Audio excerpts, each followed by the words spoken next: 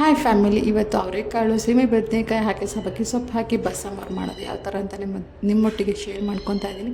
ಒಂದು ಕುಕ್ಕರ್ ಇಟ್ಕೊಂಡಿದ್ದೀನಿ. ಸ್ವಲ್ಪ ನೀರು ಹಾಕಿ ಬೆಚ್ಚಗೆ ಆದಮೇಲೆ ಅವರೆಕಾಳು, ಸೀಮೆ ಬದನೆಕಾಯಿ, ಸಬ್ಬಕ್ಕಿ ಸೊಪ್ಪು, ಒಂದು ಟೊಮೊಟೊ, ಸ್ವಲ್ಪ ರುಚಿಗೆ ತಕ್ಕಷ್ಟು ಉಪ್ಪು ಎಲ್ಲ ಹಾಕಿ ಒಂದು 2 ವಿಷಲ್ ಆಗುವಷ್ಟು ಕೂಗಿಸ್ಕೋಬೇಕು. ಬೇಗ ಜಾಸ್ತಿ ವಿಷಲ್ ಹಾಕಿದ್ರೆ ಎಲ್ಲ ಕದ್ರೋಗ್ಬಿಡುತ್ತೆ ಅಂತ.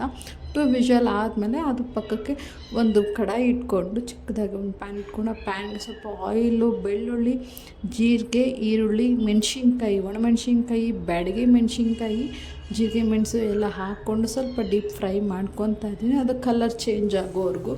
ಅದಾದಮೇಲೆ ನೆಕ್ಸ್ಟು ಒಂದು ಜಾರಿಗೆ ಸ್ವಲ್ಪ ಕಾಯಿ ಹಾಕ್ಕೊಂಡು ಕೊತ್ತಂಬರಿ, ಕರಿಬೇವು, ಹುಣಸೆ ಹಣ್ಣು ಮತ್ತು ಫ್ರೈ ಮಾಡ್ಕೊಂಡಿರೋದೊಂದು ಎಲ್ಲನೂ ಹಾಕ್ಕೊಂಡು ಸ್ವಲ್ಪ ನುಣ್ಣಗೆ ಪೇಸ್ಟ್ ಮಾಡ್ಕೊಬೇಕು.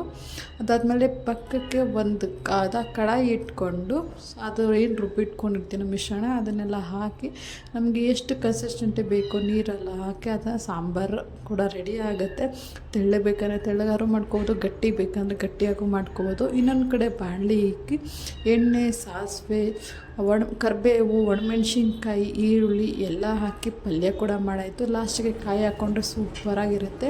ಅದೇ ತಟ್ಟೆಗೆ ಹಾಕ್ಕೊಂಡು ತಿಂತಾಯಿದ್ರೆ ಬಿಸಿ ಬಿಸಿ ರಾಗಿ ಮುದ್ದೆ, ಪಲ್ಯ, ಹಾಗೆ ಸಾಂಬಾರು, ಸ್ವಲ್ಪ ತುಪ್ಪ ಹಾಕ್ಕೊಂಡು ತಿಂತಾಯಿದ್ರೆ ಅದ್ರ ಮಜನೇ ಬೇರೆ.